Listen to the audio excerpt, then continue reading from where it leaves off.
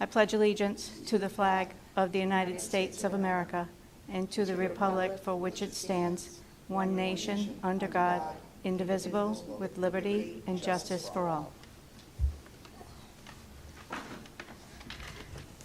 Do we have anything for open forum this evening? I don't believe we do. Okay. Thank you.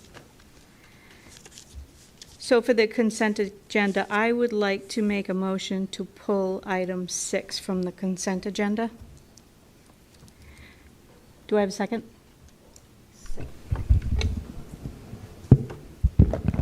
Second. Thank you. All those in favor? Thank you. I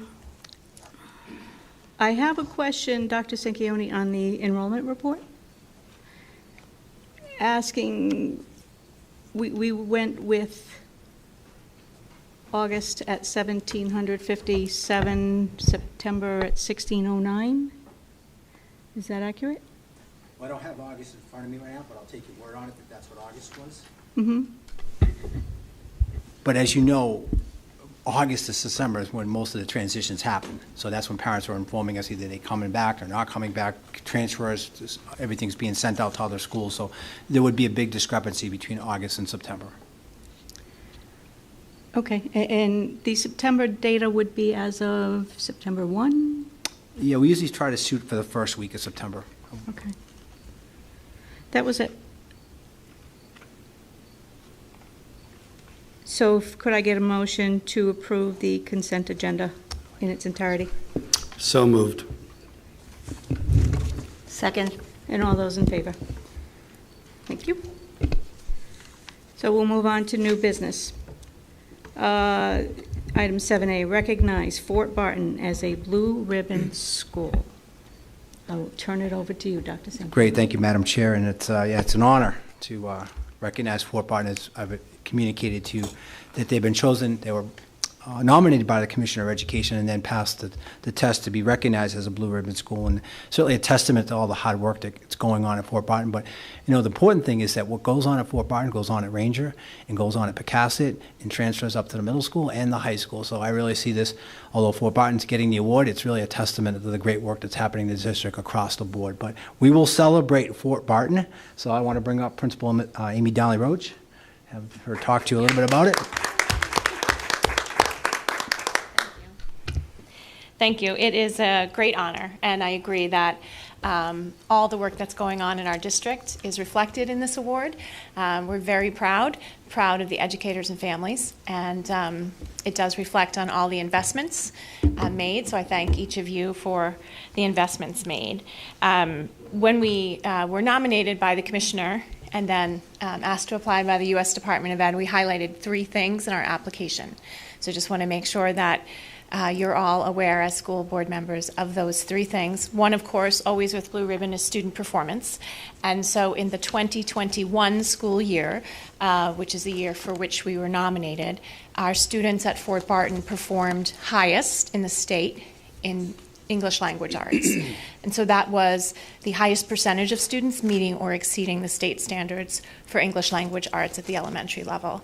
Similarly, the highest percentage of students in math are always tracked, and we came in second in that area, so it was definitely a banner year coming out of the pandemic, and a credit to all of the educators, all of the staff, the students, and certainly their families as well.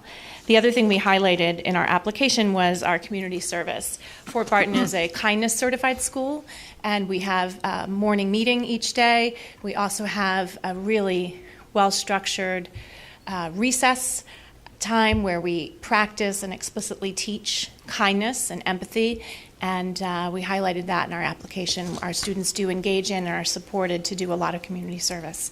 So this year we're doing about every 6 weeks some community service, and very proud of the ability our students have to give back and to keep that spirit of giving going. The third thing we highlighted was the fact that, like all the schools, we really strive to personalize instruction. And so teachers at Fort Barton are lucky enough to get to know their students very well. They use that information and lots of other data to really look at where each student shines and what support they need so that we can meet each child's needs. And we're also very proud to be an inclusive school where we have the honor of serving a very wide range of learners and making sure that they each get what they need. So I could talk about Fort Barton all night, but I want to just pause and really share two things that I know. One is, as Dr. Sanchioni said, the fact that our work reflects on the investments that you've made, and I really appreciate the fact that high-quality curriculum and effective teaching strategies push us all forward. And finally, that I know this award is something I'm proud of. I'm proud of all of the educators, the children, their families, and I know that you are too. So thank you very much. Awesome. Thank you very much, Amy. I will open it up to the floor. Does anyone have any comments they'd like to make? I have nothing. Mike? Well, yes, I know that while Ms. Wardell was there, we had blue ribbon designation before. So, again, this is great to see one of our schools operating at such a high level of performance. I know that Mr. Cabral's school is probably right on the heels. And Next year. We're getting there. But CASA is making strides. And, I think Dr. Sanchioni said it right when these are feeding into our middle school. And that's going to strengthen our whole school district. So hats off to everyone involved. I'm very proud, so thank you. And I would like to echo Mr. Dakotas' comments and also point out, I think, obviously academic achievement comes at the forefront of any kind of an award such as this, but the fact that you pointed out the community service and the fact that you are kindness certified was news to me, and very much welcome news, right? Because these kids at a young age have it instilled in them, the importance of community service and helping others. They will take that and they will spread it as they go through the entire system and as they grow into adults eventually. So it's a great foundation to get started, and I can't say enough about you and your staff and your families and your students for accomplishing this together. So thank you. Ms. Fowler, before we leave the agenda item, I want to recognize that on October 4th at 8 in the morning, we are going to recognize the school as Blue Ribbon Day. We're doing it early so that we can celebrate with the staff. The Associate Commissioner is going to join us at that event. So I know I've already sent invitations to the school committee, just if you can join us, love to have you there. You had me at free breakfast. There you go, whatever it takes. Thank you. Okay, we'll move on to the next item under new business. Discussion and possible vote for homeschool request. Ms. Donnelly Roche.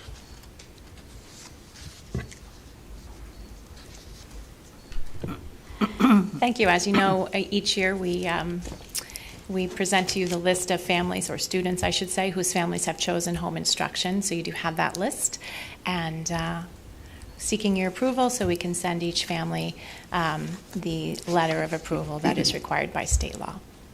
I'd like to entertain a motion to approve this request for homeschooling. So moved. Do I have a second? Second. Is there any discussion? I just hope that every family is happy with their decision, but we'd always love to have each one of them come back someday. Thank you. With no further discussion, all those in favor? Thank you. Welcome. Okay. New business item C, discussion possible vote on school committee dates. Dr. Sanchioni. Thank you, Madam Chair. In your packet, as you know, our meetings end in December, so the September, October, November, December dates you've already approved, but I wanted to have a complete year in there. So I've mapped out January through next December, trying to take into consideration holidays and vacation weeks and things of that nature. This is certainly amenable. As you know, you drop meetings, add meetings all the time, but I think for our administrative team and parents and anyone else to have these dates in our calendar is really critical right now. So I'd seek your approval on this. I'd like to entertain a motion to approve this schedule. So moved. Do I have a second? Second. Is there any discussion? Yes. Go ahead, Mike. May I? Thank you.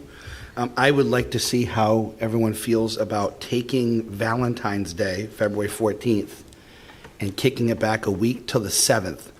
The reason why is January 24th, then there's actually the 31st, a week off. Then if we went the 7th, we'd have a meeting. Then we would have 2 weeks off. Valentine's Day, then the school break, and then we would come back. Also, there's a Providence College basketball game that night. Thought you were taking your wife out. I should be honest. Hey, it's my birthday. Wow, another good, there's a good reason. Flowers. I'm okay with that. Does anyone have any objections, Dr. Sanchioni, any issue with that? No, friendly amendment would be accepted. Okay. Are there any other discussion topics? I would like to ask why we are going from 3 one-meeting months to 5. Well, again, you could add meetings in April. The summer, typically, we always have one meeting, so there's We've 3 always had one meeting in June, July, and December. You are correct. Yep. But we've also always had 2 meetings in April and August. August, definitely, because we're getting ready for school usually. Both are busy times, one for budget and the other for school-related items. Yeah, so again, as I stated, this is amenable. You can add it any way you want. The reason being is you're meeting on March 28th, so I assume you want a break till you take that next week off. The week after that is vacation, so then it comes to the 18th. So I didn't want you to wait any longer than that. So could we consider backing up a week and going 2 weeks in a row, because it's still budget season at that point? Absolutely, your prerogative. And I don't have a calendar in front of me. I have a calendar at my fingertips. What are we looking for, the 2 So weeks how in can we April? fit two meetings in April? Well, you'd have to go back to back and go with the first Tuesday in April, which would be April 4th. Do the 4th and the 18th For 4 and 4/18? instead of the 2nd and 4th that we normally do? Right now, Dr. Sanchioni was proposing only one meeting on the 18th. No, but don't we usually meet the 2nd? Second and fourth. Yeah. But the School- fourth week is school vacation, and Third week. the third week would, so, and again, I'm a little bit at a loss, I don't have my calendar. So the week of the 17th is school vacation? No, the week before. The 8th through the 15th is vacation. So that's why I put the meeting where it is, because I didn't know if you wanted to go back to back. So if we did the 4th and the 18th? Yeah, you'd be fine. You're just going You'd be back. Right, to we'd fine. just be We'll back miss to the back week with of break. March 28th and April 4th, that's all. Yep. That's fine with me. And that's fine, I guess, If we don't need them, we can cancel them, but exactly, better to we have can them. cancel them, but at least this way, the members of the committee and everyone else can mark it on their calendars, leave the night free, and if we don't have the need to meet each time, we can cancel. And then the same thing in August, would we want to go back to the 2nd and the 4th, the 8th and the 22nd? Instead of just one? Is there any reason why that would be an issue? I know I'm not available the 8th. You're not available on the 8th? Okay. So looking at it, how about August 1st and August 24th? August We're only meeting 22nd, once you in mean? July. 22nd. August 1st and August 22nd, you mean? Is it 22nd? The Yeah, fifth, those are the the 15th is Tuesdays. on here. Do we just do the Okay, 1st and the yeah, 15th? sorry. August 1st and August 15th? We could do that too, Mike. What's your Yep. preference? August 1st and 15th, that'd be good. Yeah, it gets a little busy Okay. for us coming in that week of the 20s. Right, you want to stay away from the beginning of school, Yeah. I'm sure, as much as possible. So, yeah, August 1st is fine. Okay. And the I'd like to ask that you take it back, rewrite it, and then we'll vote on a final version from January through December, and that'll be our official vote for the year, as we're getting toward the end of the year anyway. Okay, Does that make sense? sure. Thank you. Okay, so we're not going to take a vote on that this evening. All right, next item on the agenda, school improvement plan, high school, middle school, elementary principals.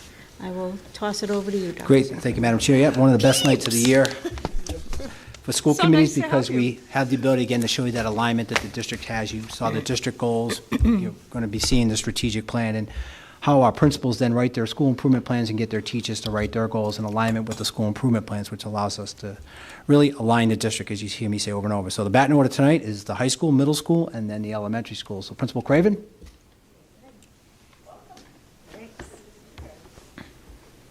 good to see you as well. So you're going to hear frequently vertical alignment of goals, as Dr. Sanchioni just spoke about. So the first goal for the high school is our writing goal, which we executed last year and at the middle school while I was there, prior to going to the high school. So we're going to execute a writing plan with 4 common writing assessments, 1 per quarter in each content area and co-curricular area. The reason being is that during PLC time, the teachers can talk about, calibrate those writing assessments, review the writing assessments that they give to the students so that our writing scores improve across the district and at the high school. We would measure it by looking at our SLO data that the teachers present to us, AP scores, which increased last year in ELA, and SAT and PSAT data. Our second goal is very specific to our personalized learning for all students. So we know that we want to make sure that our students get that 21st century learning experience, and student engagement is a key to success. So our cognitive context, the instructional practices that maximize student achievement, the Green Book strategies that we implement and use, we measure the teachers' success in implementing those strategies with a walkthrough form that we use regularly. We go into the classroom, we implement that form, we have a checklist as to whether or not they're, using the professional development that they received and have success in implementing that in the classroom. And that, of course, you'll see across the district as well. Our third goal is project-based learning, and that's the professional growth goal that the teachers have this year. They've learned project-based learning. They had Melinda Clark last year come to the school for professional development, give them elements of a good project, explain what project-based learning is. They've executed that in the classroom. Last year we started very simply with 1 project. This year we're moving on. They have to execute at least 1 project per quarter in each section in which they teach. We want the students to collaborate. We want them to communicate more effectively. We want them to think critically. And when you use project-based learning in a classroom, you get to see that the students are actually acquiring those skills. And that's the readiness gap that Dr. Sanchioni has spoken about. It's like those skills will prepare them. We want them to be academically strong, but we also want them to be prepared for life beyond high school and acquire those skills. Before you move on, what's the rest of that goal say? It says, so students are something. What section are Our you in? reality. It says establish and exercise an action plan to implement. It's cut off on my printout as well. Oh, okay, that's. But it's just what I spoke about. So students are students prepared for beyond high school. So I can fill in the gap there as I did write it. No problem. So our fourth goal has to do with social emotional learning, right? We want to continue our success rate and have a 100% graduation rate at Tiverton High School. We are going to continue to make that our goal, but we know that some students need a little bit more. So the social emotional piece is key. When we sit down as a student support team, which we do weekly with our guidance department, our school social worker, and our school psychologist, we identify kids who might need additional supports, and that could be if they have attendance issues or if they have, family issues that need particular attention. So we document it, we highlight it, we put into a plan, a multi-system plan of support, so that we can give those students what they need in order for them to be successful. And obviously, this leads to our 100% graduation rate because, students do need much more than sometimes what we offer in the classroom. And we know attendance across the district is important. We know it's part of our accountability ranking with the Department of Education. So we want to continue to decrease high levels of truancy and attendance across our school. With COVID, it was difficult to, keep those attendance numbers down, obviously. But there are still students who don't come to school, and that's part of the student support team meetings as well. Why aren't they coming? Why aren't they connected? What more can we do for those students so that they are coming to school? We reach out to families. We have meetings with the the students themselves and find out and identify those issues so we also can execute a plan to make them more successful and make them come to school regularly. And those are the high school goals.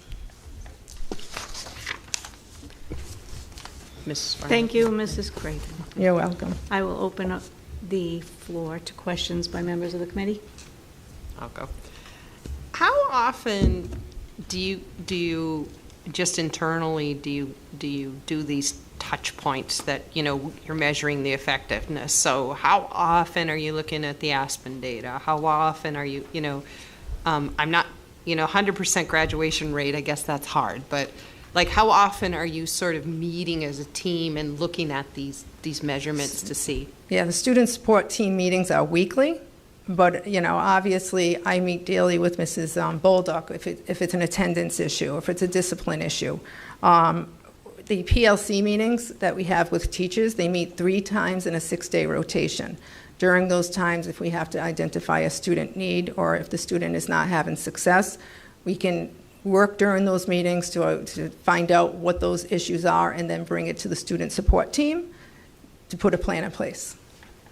And then like the SLO data, so you really have a good sense as you're going through the year, are we close, are we on target, are we behind? I mean, Absolutely. it sounds like. The teacher's student learning objectives are measured. They get baseline data, Yeah. which they bring to the beginning of year conference, and then mid-year benchmarks, which they bring mid-year, January, February, and we have a discussion. It's only then that they can change their targets if they're not going to meet their goals. I always tell them, you always have to include all students to make sure all students obviously are targeted for growth, but there are times when there's outliers, right? And then we have those conversations at mid-year. We can adjust them, and then at the end of the year, we measure their success again. Perfect. Okay. Thank you. You're Thanks, welcome. Diane. Thank you. Elaine, Mike? Any questions? So school's been in about a month. Yes. I'm curious, what are the couple top reasons that kids aren't coming to school already a month in? After Social they've had, emotional like, reasons. Yeah, okay. Yeah, family issues, social emotional reasons. Okay. And some kids just don't want to come to school anymore because they like to be at home, So that was going to be my 1B, is that they become accustomed to being at home and learning. Correct. All right. And really, they're high schoolers, so they stay up late. They liked being in bed, being able to log into the computer. It was convenient. Everything about at-home learning was convenient. Right. So That's been an adjustment for some students, for sure. All right. So some of the socially challenged students don't want to come to school because that's their biggest issue. Absolutely. Okay. Makes sense. Thank you. You're welcome. Thank you, Elaine. Anything? Okay. I'm going to throw a weird one at you. Sure. I've heard through any number of presentations the concept of the Green Book. Yes. Can you, for us simple mortal members of the public, do a high-level explanation of what the Green Book is about? Sure. It's more the strategies that they implement in the classroom. It's called the cognitive context, right?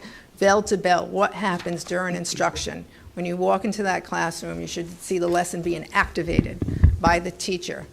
And that could be looking at, a do now, they call it a bell ringer, assessing students' prior knowledge from the day before or the lesson before. Did they get that concept? Do I need to reteach it, or can I continue on with the lesson? Direct instruction, and then the students will break out into groups. They discuss the mastery objectives. What do they want their students to learn that day?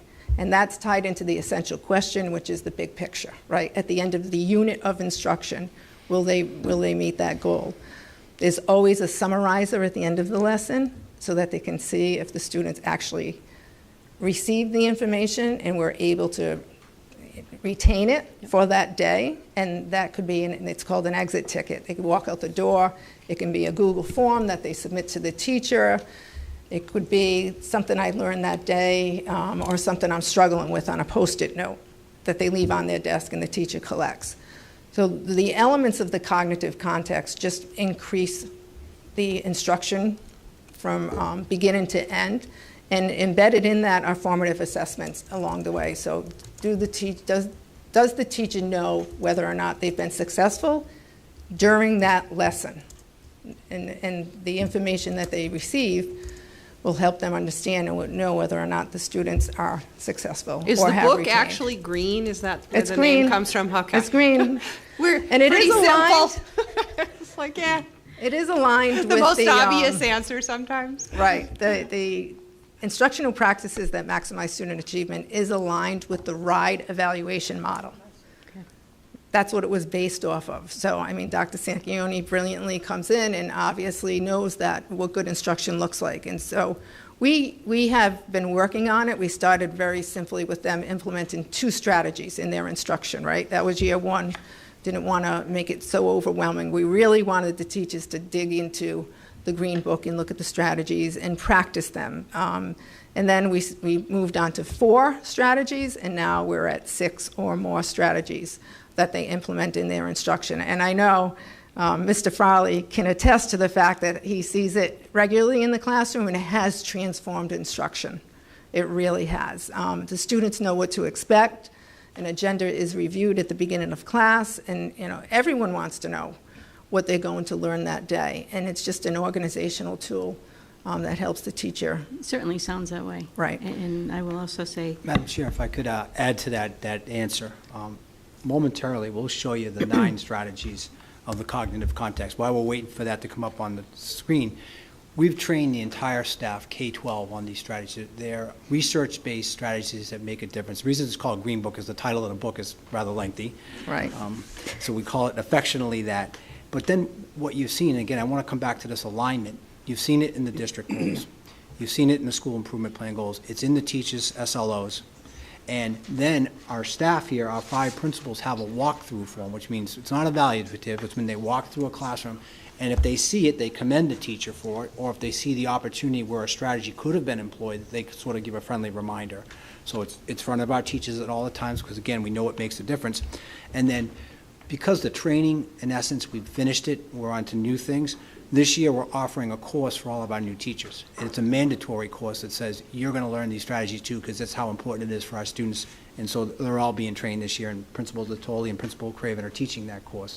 so it's becoming part of the culture now. Yeah. It is. So, Julie, can you just show 4? Just cutting, yeah, right there, if you can just blow and keep on. So there they are, right there, 1 to 9, posting and stating the mastery objective, posting and stating the essential questions, sharing, I won't read them all to you, but sharing and reviewing the daily agendas. I mean, this is what good teachers do. This is what a lesson should compose. And not everyone every day, but as part of their daily routine. If we get every one of our educators using these strategies, it's going to make a huge difference. Thank you both. You're welcome. You're welcome. Anything else? I like Yeah. that it goes from 6 to 7 to 9 to 9. It's pretty good. Leave it to me, the grammar police, to find that Yeah. educational room of educators. He's now the math police. Well, that's our draft. That's our draft. Yes, Sam. Thank you. Sort of 2 questions. Sure. So, as you said, I've seen sort of these changes take place, and I've seen your walkthroughs just today in Mr. Landak's class. Ms. Bolduc was there. And I just had a question. So, in the event that a teacher might be found, or there might be some need for improvement, what steps are taken to facilitate that improvement? So the formal evaluation process usually facilitates that improvement. The walkthrough data is just really feedback that we want to give the teachers before we go into the formal evaluation process. However, should we feel a teacher needs to go on a plan of assistance, we will implement that.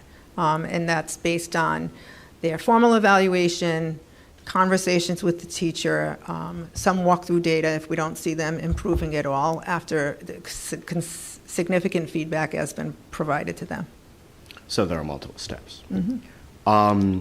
The other thing, so the meetings, the student health meetings. Student support team meetings? Yes, Yeah. yes. So when a student is, a specific student is discussed, particularly with the support staff, the psychologists, and the Social worker? yes, Sorry. No worries. It's I'm been a long reading your day. mind. Yeah, it's been a long day. I presume there's some level of confidentiality that is Always. exercised by the social worker and the psychologist? Yes. Okay. Yes. I just wanted to make sure. Absolutely. I presume so. Thank you. You're welcome. Thank you very much. Great questions. Mrs. Craven, thank you very much for an You're excellent welcome. presentation. No problem. Who's up next? Principal Zatoli. Thank you. Hi, everyone. Thanks for having me tonight. My first three goals are lockstep with the rest of the principals, so rather than repeat, I would just say that with the writing, which is our first one, we know that students become better learners, better readers when they're able to process their ideas through writing.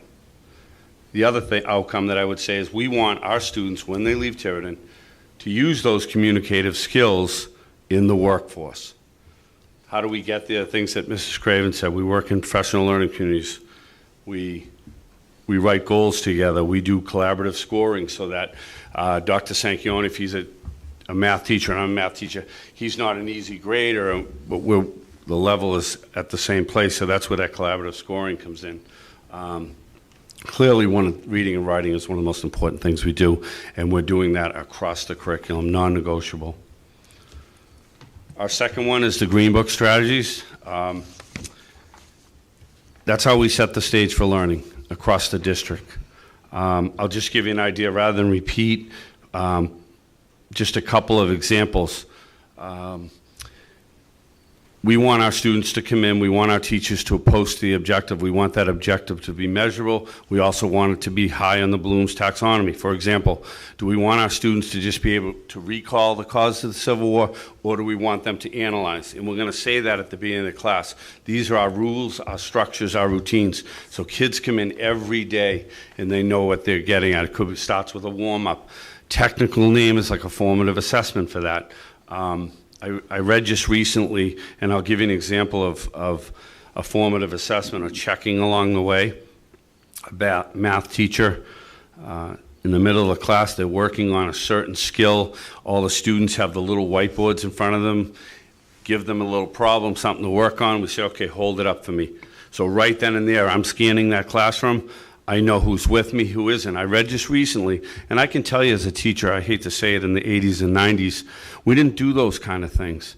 So students could get off track, and I didn't know it. Now I could see possibly that maybe Elaine, I got to catch up with her after class. I know she's struggling with fractions, something like that, and I can put her back on track. I just read recently that those formative assessments or checking along the way are better than a full-time tutor. The next goal that we have is project-based learning. Again, I won't repeat. I'll give you an example of one that was used in our classroom last year. I really loved it. It was one of our science teachers. Students were working in groups, and they designed a protein bar that was cost-effective and still high on nutrients and all the things that you would want if you had a protein bar. It was an excellent idea. It was real world, it was in their world, and it was authentic. It also allows, for example, portrait of a graduate. We want students to have empathy. The way you do that, people say, well, how can I do that standing up in front? You can't. You put students in group, they think cooperatively, they respect each other's opinions on things, they process things together. And I think, understanding each other's perspective is something really missing in this country right now, and we want to teach our students how to do that at an early age. Our last two, a little bit different. One is the same.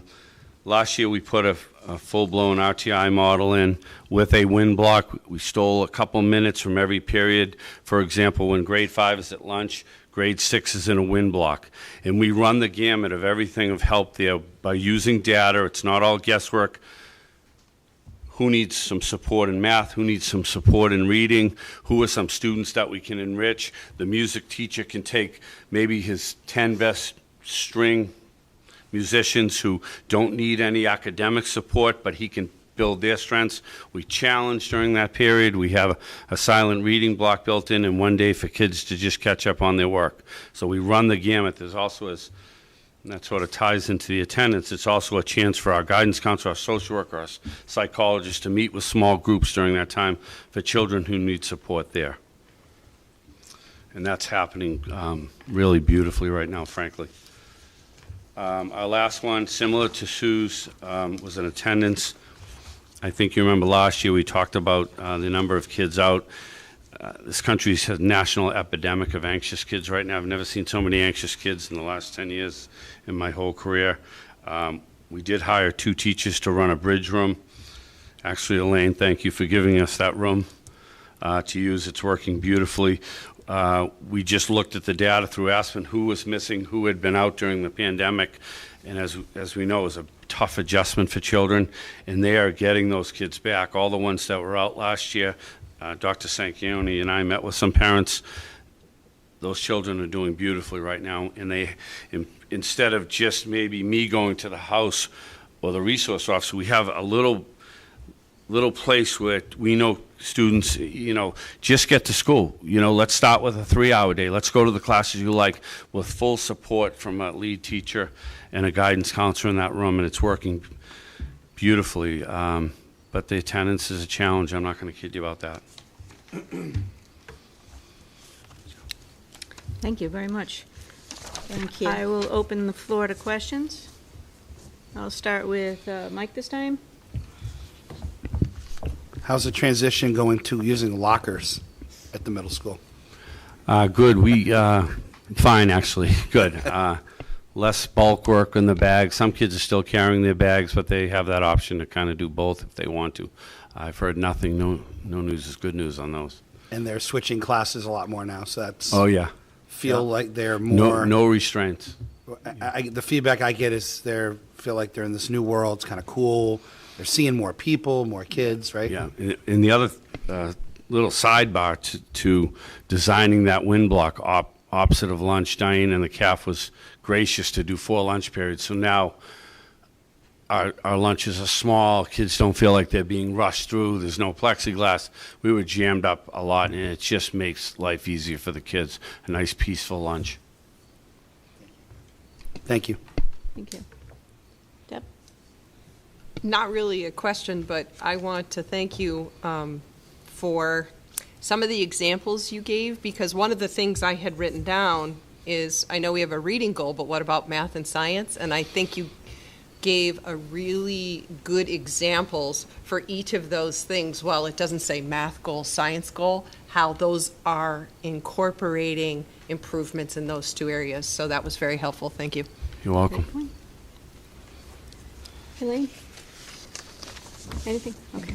I just want to call out one thing. In having been in the workforce for a couple of years now, I can tell you, and having been the parent of a graduate from this school district, the writing skills that the kids who are graduating from our schools today far surpass most of the adults that I've encountered through the years. Beautiful. And that is a testament to all of you. And continued emphasis on that, because they have to compete with their peers. They don't need to compete with me. I'm on my way out. But competing with one another once they actually hit that workforce is so important, and those writing skills are crucial, because it does translate to their ability to communicate all around. So, a great point that was Yeah, made. reading and writing, never going out of style, for sure. No. Okay, thank you very much. Awesome Thank you. presentation. Okay, now coming to bat, Principal Cabral. Good evening. Thank you. Hi. Good evening. This seems like a different place. It does, We haven't been live at one of the school committees in quite a while. So the elementary schools put together the school improvement plan all together. So the 3 individual buildings developed a plan. We all sat down together collaboratively and worked together, and we presented our school improvement plan to our individual school improvement teams. We had feedback back and forth, and we came up with one plan. So all 3 elementary schools are represented by this plan. Our first goal was the K-4 district science of reading training, and this is something new this year because it's a requirement that the state gave for elementary certified teachers had to go through this program to maintain their certification. All our professional development time at the elementary level is doing letters training. which is the science of reading. There's a lot of time that's being put in by our teachers at the elementary level. It goes K to 5, so there's some middle school teachers that are also participating in this letters training. It's a requirement by state law, and it has to be completed by 25. We're going to complete it in the next 2 years. We already had the plan in place to do it this year and next year, and we're in the process of doing it. It's a lot of work on the teacher's part. It's part of the requirement for, as professionals, to maintain the certification, and they're keeping up with the schedule. Each principal is checking in with the teachers during our common plannings to see if there's any difficulty with, keeping up with the plan, and everyone's keeping up. Our second goal is our district math goal. We're always trying to improve our scores in math. That's one of the primary areas. Math and ELA is the areas we're looking at all the time with our kids, and that's where our major testing takes place district-wise in our STAR testing. So we give 4 testing, STAR testing throughout the year. We've just completed our initial one. We'll have data meetings. We're having ours tomorrow, and then Fort Barton and Picasso will also get data meetings. From those data meetings, we use that data to determine what students need. What students need remedial help, what students might need to go to RTI, and to go through that process. Same thing with ELA. Our writing goal is next. District-wide, we're all looking at our writing goals. 3rd and 4th grade is part of our SLOs as far as the evaluation for 3rd and 4th grade teachers. We're looking at creating common assessments for the 3rd and 4th grade. This is our second year of looking at common assessments. Wit and Wisdom really leads that direction. There's a lot of common assessment in that, but we're looking for common assessments outside of just the ELA.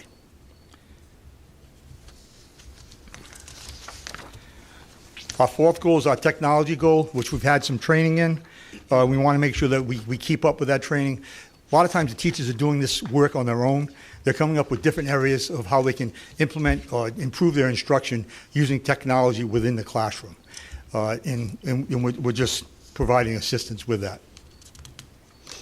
And our last goal at the elementary is the famous Green Book. We've all been trained district-wide in the Green Book. We use the same walkthrough classroom observation tool throughout the district, and we provide feedback to the teachers. It's more of a helping tool, making sure the teachers know that we're looking for it to make sure the kids are getting the same information. Thank you, Mr. Cabral. Okay. So I would like to kick things off. It's my turn to go first. Looking at the technology goal, do the elementary school teachers find that it is difficult to use technology in the classroom, or have these youngest of our brightest learners kind of helped? The kids really take off with technology. Yeah. The only class that we see that struggles a little bit, especially in the beginning of the year, is kindergarten. Our kindergarten students take a lot of time just getting onto the computer. 1st grade through 4th grade, they're used to being on the computer always. My grandkids are faster than me on the computer. Yeah. What I mean? We just got to get them to educational stuff instead of all the games. Yeah, something tells me by 2nd grade they've all... It's great that wiped the we're floor one-on-one off. throughout the district. So all our elementary kids also have computers, and the teachers are using them. Okay, great, thank you. I'll open up the floor. Who wants to go next? I'll go. Go ahead.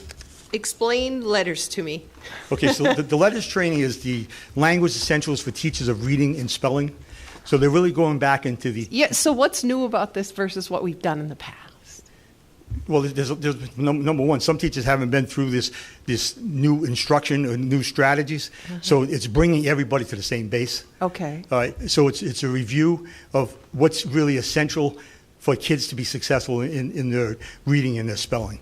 It's really emphasizing phonics.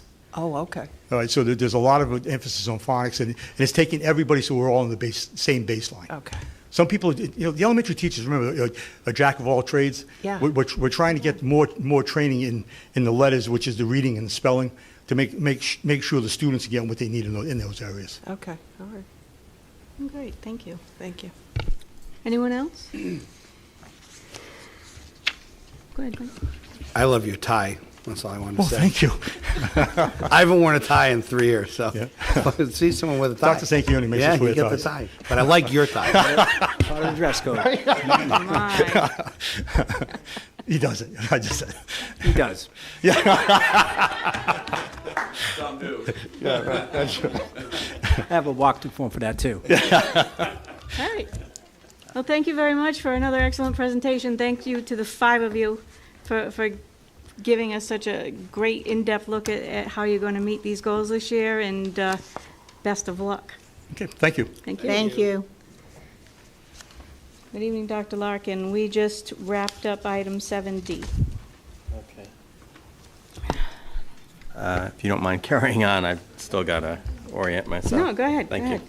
So 7E under new business, RFP process for architect. Dr. Sanchioni. Great, thank you, Madam Chair. And in your packet, we provided you the form that's gone out to request architectural services for the Tiverton Public Schools. As you know, you've requested us to do this, and it's a wise decision at this time to see what other firms might be able to offer the school system. So just wanted to let you know, as you can see, the dates are all out there. We'll start collecting the applications. We'll do a paper screen. We'll do some reference checks. We'll bring some firms in for some interviews, and certainly we'll bring finalists to the building committee, for the building committee to vet them, and then we'll bring them to the school committee for the final selection. So I'm going to turn this to Amy for a second, because she's been documenting how many firms have received this and the response we've been getting, which is positive. 40 as of this afternoon. There were 40 architects out there? 40 There- received the document. 40 received the document. Oh, So okay. in order to get a wide breadth of opportunities and all of that, I was speaking with Mario at the SBA, and he suggested that I share the bid document with everyone on the MPA list, which I did. And then we received a handful of additional requests outside of the MPA list. So the total number of architectural firms as of today that have a copy of the specifications is 40. I don't know who will respond, but It's been communicated widely. yes, absolutely. Okay, good. I do have a question. What is the time period for a bid? I see the end. I don't see what the beginning was on that. Is it a 3-week thing, or? So it was posted in Sunday's, this past Sunday's Providence Journal. So it's 2 weeks? It's given us 2 weeks. We are required to give them, I believe, 7 business days. We're actually giving them 10. So, and I actually, when this went into the newspaper prior to that is when I had sent out some of the bid documents anyway. So they have a hair over 2 weeks. Okay, and when do you envision getting your recommendations over to the building committee? Would that be for the Or- October or November No, meeting? probably November. No, November. November? Okay. I'll open it up to the floor. Does anyone have any other questions? Okay, hearing none. Thank you.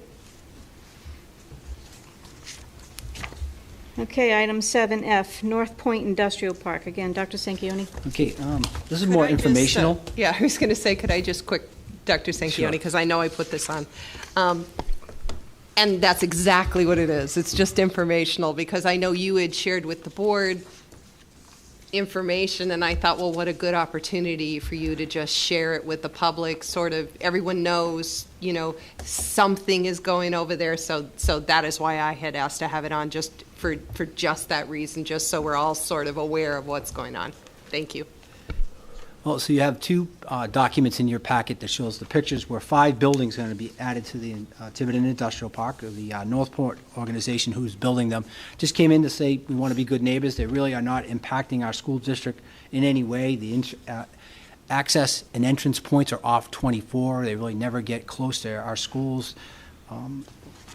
You know, the only point they made to me is that they're building the buildings. They don't know who the tenants are yet, but they certainly shared with me that they've built these type of developments across the country, and that at times tenants have come in and been very supportive of the school. So, you know, I told them to bring in Adidas because we need a new turf field, and so once the tenants are in there, we'll see what we can do for outreach.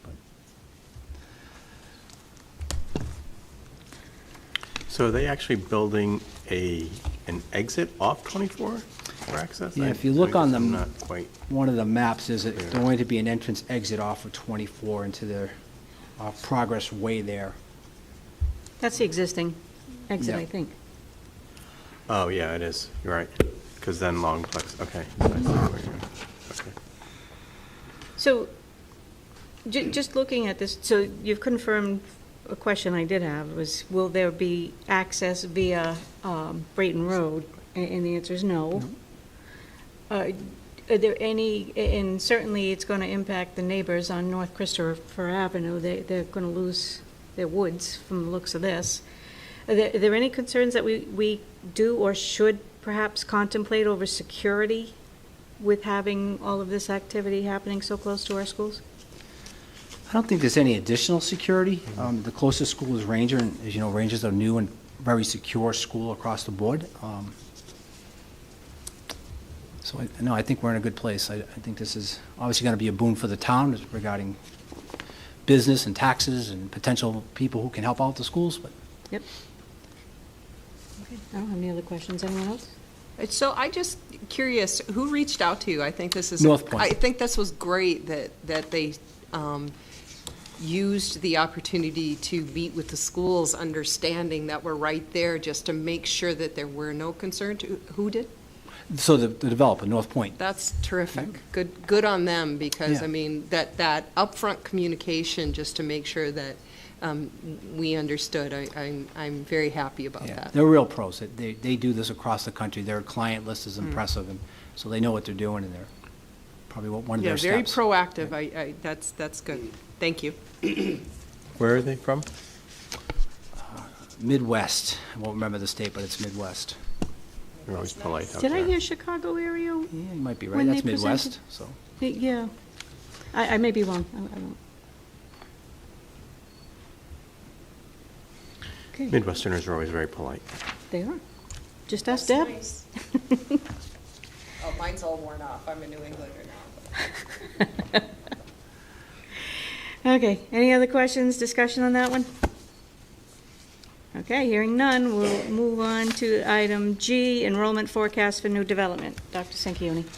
So as you know, I guess there's a potential for a new development to go in off 24 up in Tiverton there, and there's some structures that are being created, and you can see in the verbiage there, 275 residential units, 165 two-bedroom, and 110 three-bedroom. So there's formulas you can use to sort of predict how many students. It's more of an art than a science, because you don't know who from Tiverton might move there and vacate a house, who might move into that house, what's the birth rate. But you know when there's 2 and 3 bedrooms, that typically means a child. So, we try to do a little calculation, get a sense of what it is, and so that's what this document is portraying. Know that NESDEC typically does our enrollment forecast, and I've asked them to take a look at this too. I wanted to get a comparison, so to say.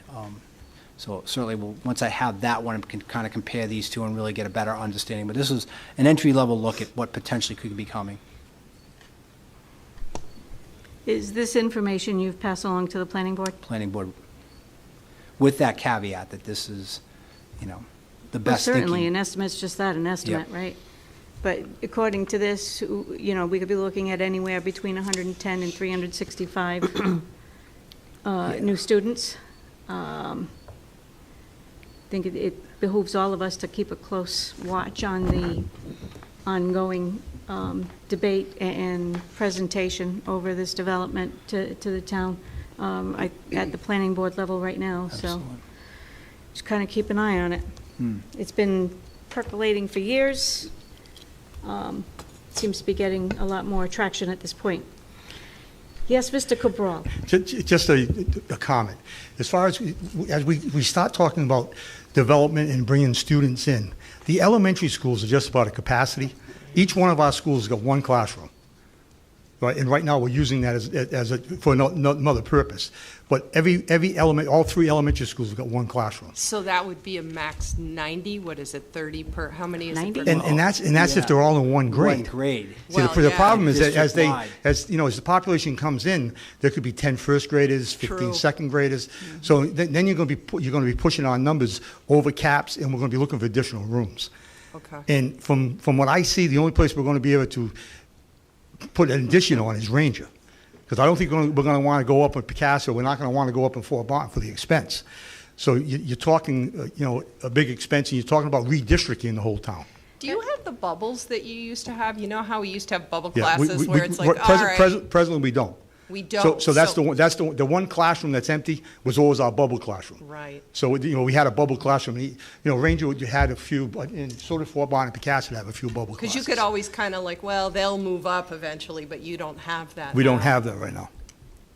And, Mr. Capone, I'm glad you brought up the potential to expand on Ranger, because I was actually speaking with someone from outside of the district that used to be involved with the district years ago, who said, and I don't know if Dr. Sanchioni is aware of this, because it was well before your time, but I guess the original design of that Ranger school had another wing on it.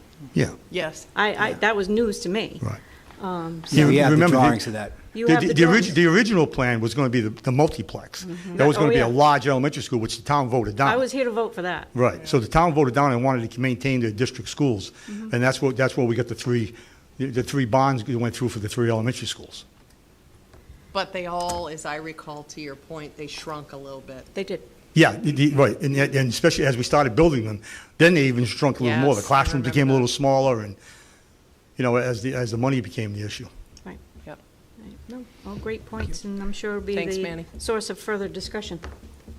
And it's certainly as we're looking at, we're having our deficit discussions, these kind of things are really important just to keep in mind that it's not just enrollment's space, right? probably not going down. Right, it's not just space, it's teachers and aides. Yep. More special, it impacts everything. Okay, thanks, Peter. Okay, that brings us to the end of new business. I You wanna take it? have one quick question. This is the work that was done as part of that was presented to the building committee earlier in the year, correct? The forecast, you're talking about, it was part of a look at our I'm district, actually yes. trying to find the information from that building committee meeting that I think was. It wasn't in this format, it's in the stage 2. I can Maybe pull that that's out where, for okay, you. that may be where I remember seeing it. Okay. All right. And the letter's dated 2023, but that's another story. Mike, you missed it. What's, my microphone was on, I have a chance. So it's funny that Mr. Burrell brought that up, because that was actually what I wanted to say. So great minds think alike. Beat me to it. I've been thinking about it for a long time, and I know that the town needs to look at this, and it's got a long way to go, right? It's probably on the 20-yard line, it's a long way to go. However, being someone that was in Pecasset as a PTO dad, see where we're going to fit these kids. So I just hope we keep beating the drum on that, because we already have so many issues that I don't know, I almost can't fathom this could happen. I don't see it. But thanks for bringing it up. You said it better than I would have. Okay. All right, so then we're up to item 9, which is future meeting dates and agenda topics. We're scheduled right now to meet October 11th and October 25th. And we're doing the strategic plan and the structural deficit on the 11th. Anything else that we need to think about with regard to those meetings from anyone?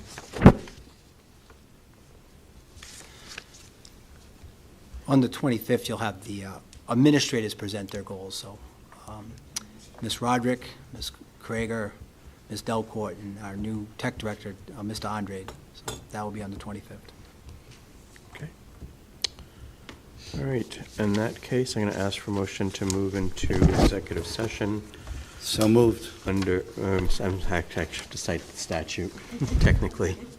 Under Rhode Island General Law 42465A1, job performance, character, physical or mental health, superintendent, goals evaluation, administrative contract, and under Rhode Island General Law 42465A2, negotiation update, Council 94 and NEA. Now, Mike. I'll try this again. So moved. Second. Ask for a roll call vote. Mr. Dakotas? Yes. Mrs. Favo? Yes. Mrs. Farnworth? Yes. Mrs. Palish? I vote yes for an executive session. They're going to pay for the addition on school while they're at it, and they're going to pay for